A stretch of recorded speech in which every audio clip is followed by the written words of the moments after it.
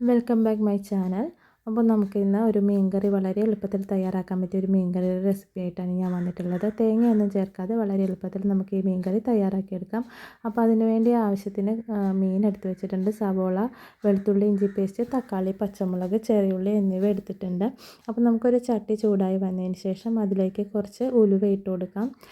ചില സ്ഥലങ്ങളിലൊക്കെ കടുക് ചേർക്കാറുണ്ട്, അപ്പോൾ അത് ചേർക്കുന്ന സ്ഥലങ്ങളിൽ ചേർത്ത് കൊടുക്കാം കേട്ടോ. പിന്നെ നമുക്ക് അതിലേക്ക് ആവശ്യത്തിന് നമ്മൾ നേരത്തെ എടുത്ത് വെച്ചിട്ടുള്ള ചെറിയ ഉള്ളിയാണ്. അപ്പോൾ ഈ ചെറിയ ഉള്ളി നല്ല രീതിയിൽ തന്നെ ഒന്ന് മൂത്ത് വരണം. അതിനുശേഷം നമുക്ക് നമ്മൾ നേരത്തെ അരിഞ്ഞ് വെച്ചിട്ടുള്ള സവോള ചേർത്ത് കൊടുക്കാം. നമ്മളിതിലേക്ക് തേങ്ങ ഒന്നും അരക്കുന്നില്ല കേട്ടോ. അപ്പോൾ അങ്ങനെ സവോളയും കൂടി ചേർത്ത് കൊടുത്തിട്ടുണ്ട്. പിന്നെ അതിനുശേഷം നമുക്ക് ഇഞ്ചി വെളുത്തുള്ളി പേസ്റ്റ് ചേർത്ത് കൊടുക്കാം.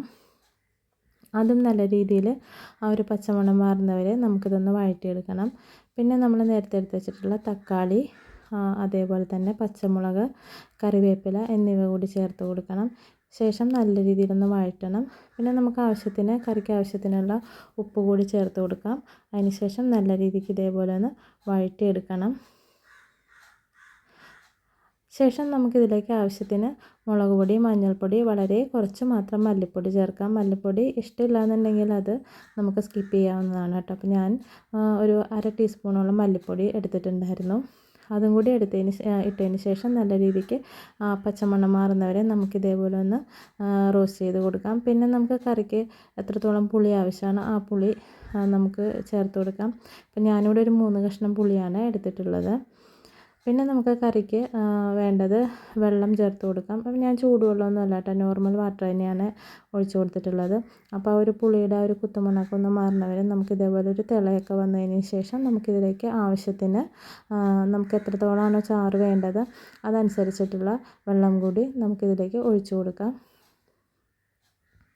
അപ്പോൾ ഞാൻ ആവശ്യത്തിന് വെള്ളം കൂടി ഒഴിച്ച് കൊടുത്തിട്ടുണ്ടായിരുന്നു. ശേഷം നമുക്കിത് നല്ല രീതിക്കൊന്ന് തിളച്ച് വരണം. അപ്പോൾ അതിന് വേണ്ടിയിട്ട് നമുക്കിതൊന്ന് മൂടി വെച്ച് നല്ല രീതിയിലൊന്ന് കുക്ക് ചെയ്തെടുക്കാം. അതിന് ശേഷം നമുക്കിതിലേക്ക് നല്ല രീതിക്ക് തിളച്ച് വന്നു കഴിഞ്ഞാൽ നമുക്കിതിലേക്ക് മീൻ ചേർത്ത് കൊടുക്കാം. പക്ഷേ ഞാൻ മീൻ ചേർക്കുന്നത് വീഡിയോ എടുക്കാനായിട്ട് വിട്ടുപോയിട്ടുണ്ടായിരുന്നു. ഇതേപോലെ തിളച്ച് വന്നു കഴിഞ്ഞാൽ നമുക്ക് മീനൊക്കെ ചേർത്ത് കൊടുക്കാം. അപ്പോൾ ഞാനിവിടെ മീനൊക്കെ ചേർത്ത് കൊടുത്ത് ഒരു 10-15 മിനിറ്റ് കഴിഞ്ഞപ്പോൾ നമ്മുടെ കറിയിൽ എണ്ണയൊക്കെ തെളിഞ്ഞ് നല്ല കറിയായി വന്നിട്ടുണ്ട്. അപ്പോൾ ഇത് ആദ്യമായിട്ട് മീൻ കറി ഉണ്ടാക്കുന്നവർക്കൊക്കെ നോക്കാൻ പറ്റിയ നല്ലൊരു റെസിപ്പിയാണ്. അപ്പോൾ ഇത്രയേ ഉള്ളൂ ഇന്നത്തെ വീഡിയോ. എല്ലാവർക്കും നന്ദി.